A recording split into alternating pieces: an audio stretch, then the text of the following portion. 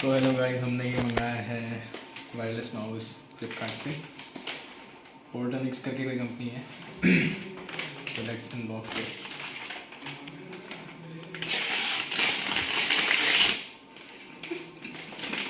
मज़ा आया।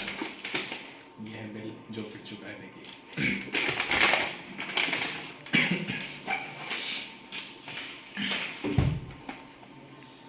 कुछ ऐसा है, ये इस पे MRP लिखी है उन्होंने 600, पर इतने का नहीं है।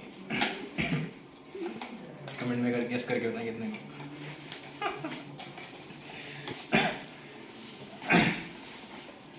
काफ़ी अच्छी, मतलब ठीक ठाक है, बड़ी क्वालिटी।